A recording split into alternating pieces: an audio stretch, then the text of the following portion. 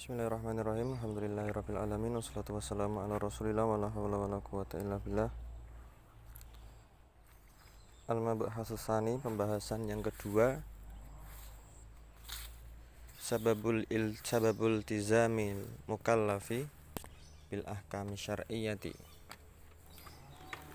Sebab-sebab wajibnya seorang mukallaf itu menjalankan hukum syar'i. Setelah sebelumnya membahas bahwasannya seorang mukallaf harus mengetahui hukum syar'i terlebih dahulu sebelum mengamalkan sesuatu, maka timbul pertanyaan, kenapa harus pakai hukum syar'i? Kenapa kita harus mematuhi hukum syar'i? Kenapa ketika hukum syar'i mengatakan haram kita harus meninggalkannya, dan ketika wajib kita harus melakukannya?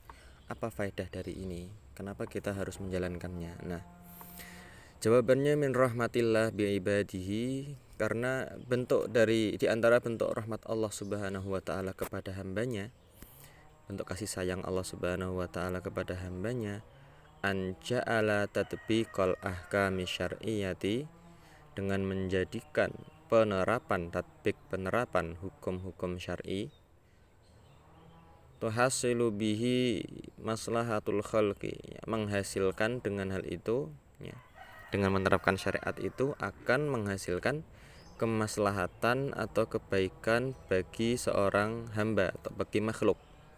Khalqi itu makhluk. Fid dunya wal akhirah, baik bagi dunianya dan bagi akhiratnya. Ya.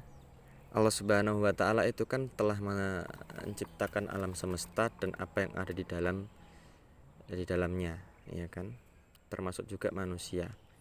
Maka Allah Subhanahu wa taala sebenarnya paling berhak menentukan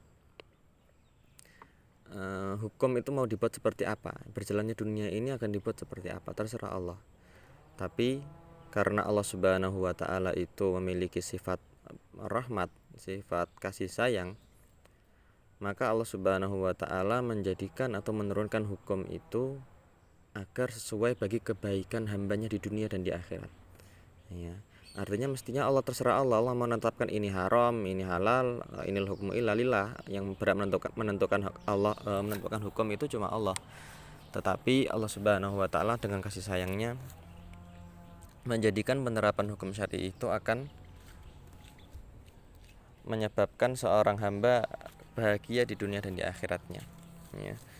Fal ahkamu syar'iyyatu, maka hukum syar'i itu mu'allalatun bi masalihil khalqi, ya, ada karena kemaslahatan, ada untuk kemaslahatan seorang hamba. Allah turunkan untuk kemaslahatan seorang hamba.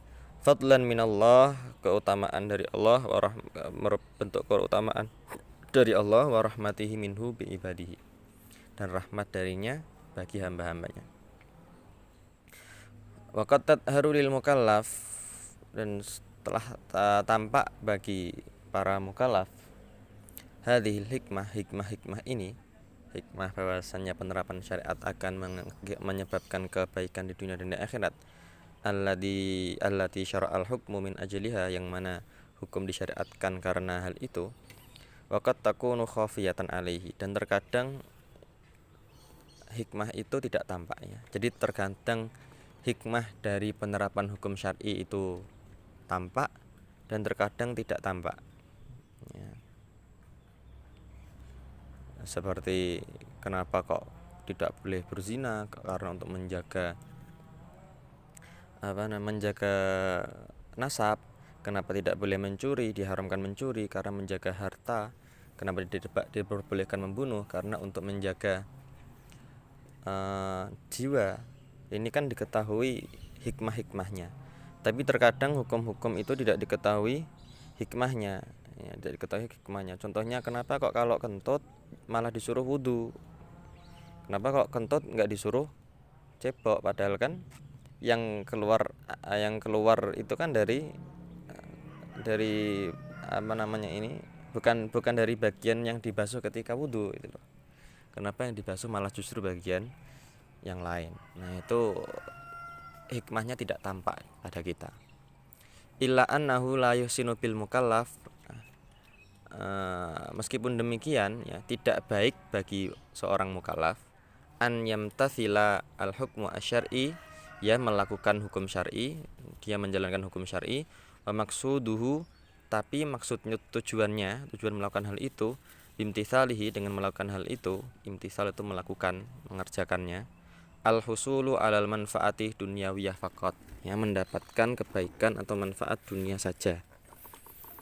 Jadi meskipun hukum syar'i itu akan menjadikan seseorang hidup bahagia di dunia dan di akhirat, tapi tidak selayaknya bagi seorang mukallaf ketika mengerjakan hukum syar'i itu tujuannya untuk mendapatkan kebaikan dunia saja.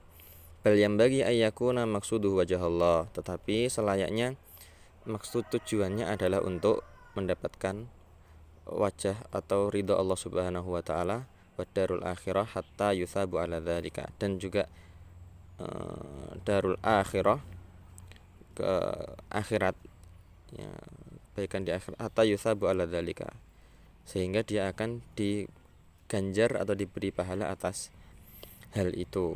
Nah, ini peringatan dari mu'alif, peringatan dari pengarang penulis bahwasanya selayaknya kita tidak melakukan hukum-hukum syar'i, mengerjakan amal-amal yang Allah perintahkan itu karena ingin mendapatkan manfaat dunia saja, ya. Tetapi juga harus mengharapkan kebaikan di akhirat kita. Nah, ini biasanya amalan-amalan yang menghasilkan sesuatu seperti haji, seperti ya, zakat, sedekah, ya. Ini mestinya seseorang ketika menjalankan haji misalkan, itu bukan niatnya untuk bersenang-senang saja, untuk ziarah ke sana, ya, ataupun sedekah, ya, dengan mencari sedekah, mencari ini dan sebagainya, ya, itu bukan dengan memberi sedekah itu akan memberikan dia kedudukan misalkan, akan memberikan kesenangan orang-orang bagi dirinya. Nah, semestinya seorang mukallaf tidak meniatkan untuk hal itu, tetapi meniatkan untuk mendapatkan ridha Allah Subhanahu wa taala dan pahala di akhirat. Ya, sekarang pembahasan amma idza qasadal mukallaf bi fi'lihi. Adapun apabila seorang mukallaf melakukan suatu perbuatan tujuannya itu untuk manafi' ad-dunyawiyah, manfaat-manfaat dunia saja, faqat fa ina idin la yastahiqqu alaihil ajrul ukhrawi, maka dia tidak berhak, la yastahiqqu, tidak berhak, al ajru al ukhrawi, ya, mendapatkan pahala akhirat. Kama qala ta'ala, sebagaimana firman Allah Subhanahu wa taala, man kana yuridul hayatad dunya wa zinataha, barang siapa yang menginginkan kehidupan dunia dan perhiasannya, nuwaffi ilaihim, akan kami penuhi bagi mereka, a'malahum, akan kami balas, ya, perbuatan mereka itu, fiha, di dunia, fiha la yubkhasun, mereka di dunia tidak rugi, ya, kerja keras mereka tidak rugi, mereka kerja keras, Allah balas di dunia kerja kerasnya karena mereka menginginkan hal itu, ya. Ulaikal ladzina laisa lahum fil akhirati illan nar, mereka itu adalah orang-orang yang tidak mendapatkan apa-apa di akhirat kecuali api neraka. Wa habita ma sana'u fiha wa batilum ma kanu ya'malun, dan hanguslah apa-apa yang mereka kerjakan di dunia, hangus, tidak ada sisanya.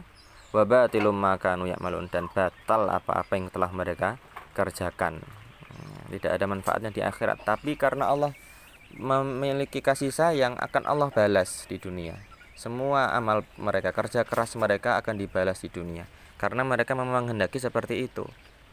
Adapun di akhirat sisanya hanyalah api neraka, karena mereka tidak memiliki amalan-amalan yang akan memberatkan timbangan mereka. Allah juga berfirman, wa qala man kana yuridul ajilata ajjalna lahu fiha ma nasya' liman nuridu tsumma ja'alna lahu jahannama yaslaha madmuman madhura, ya. Dan barang siapa yang menginginkan kehidupan dunia ajilah, ajil itu kan segera, kehidupan segera ini kan segera, ya. Ajalna lahu fiha, akan kami beri segera, manasya, apa yang mereka inginkan, liman nuridu, bagi yang menginginkan. Tsumma ja'alna lahu jahannam, kemudian kami jadikan bagi mereka itu neraka jahannam, yaslaha, yang akan mereka tempati madmum madhura, ya, tercela. Nggih, monggo. Faida kusida bi fi'lihi, ya, jika ditujukan ya dengan perbuatan tadi al manafi' ad-dunyawiyah faqat, kehidupan dunia saja, ada seseorang yang beramal tapi niatnya kehidupan dunia saja, fala yakhlul hal min ahadi amrayni, maka tidak akan lepas kondisinya dari dua kondisi berikutnya, tidak akan lepas dari dua kondisi berikut.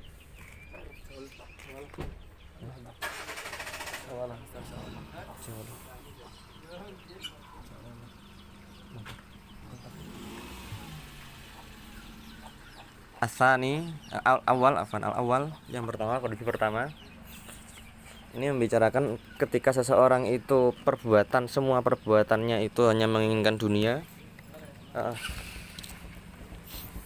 maka akan mendapati dua kondisi berikut. Al-awwal yang pertama ayyakuna fi'luhu la yaqa'u illa ala jihadil ibadah mislus shalah. Yang pertama ayyakuna fi'luhu, perbuatannya itu la yaqa'u illa ala jihadil ibadah. Perbuatannya itu perbuatan ibadah murni, mislus shalah, seperti salat. Fahina idin maka yakunu fi'luhu fasidan, perbuatannya itu dianggap fasid, rusak, tidak sah. Ghairu mu'tabarin syar'an, ya, tidak dianggap secara syar'i. Ini kalau ibadahnya, kalau perbuatannya berupa ibadah, ya. Perintah Allah Subhanahu wa taala itu kan imma ibadah, ya, imma hak Allah semata, imma hanya mengandung hak Allah, imma mengandung hak manusia saja, imma ada hak Allah di sana dan ada hak manusia, ya, ada hak Allah dan ada hak manusia.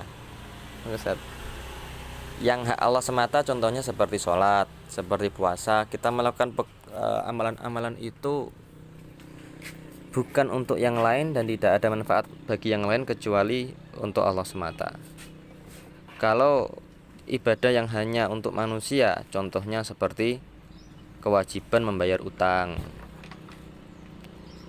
ya, kewajiban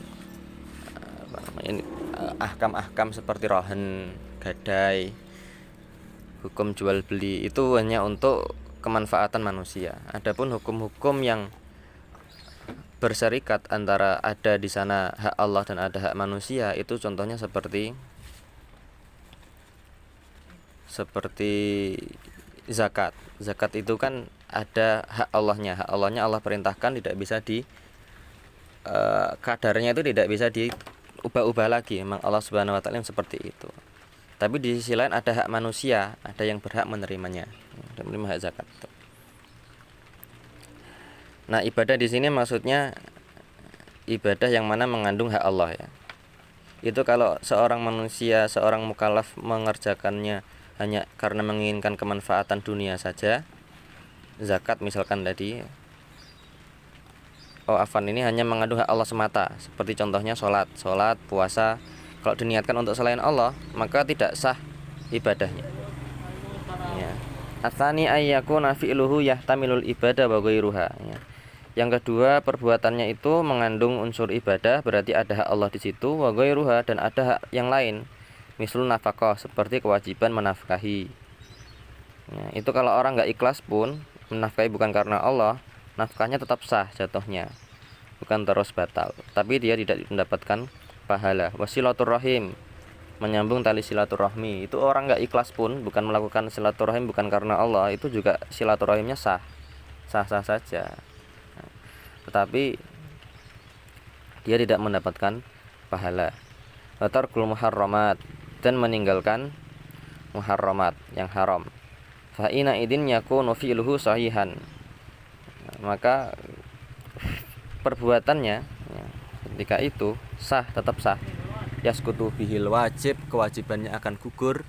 Wa yarfa'u anhul itsam, dan akan diangkat dosa darinya. Wala yastahiqul ajra was thawab al-ukhrawi, tapi tidak berhak mendapatkan pahala. La yastahiqul ajra, tidak berhak mendapatkan pahala, was thawab juga pahala, al-ukhrawi, pahala akhirat.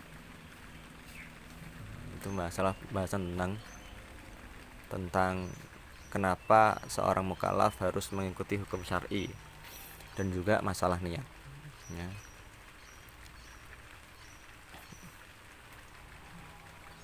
Insyaallah pembahasan ketiga kita lanjutkan pertemuan berikutnya. Assalamualaikum warahmatullahi wabarakatuh.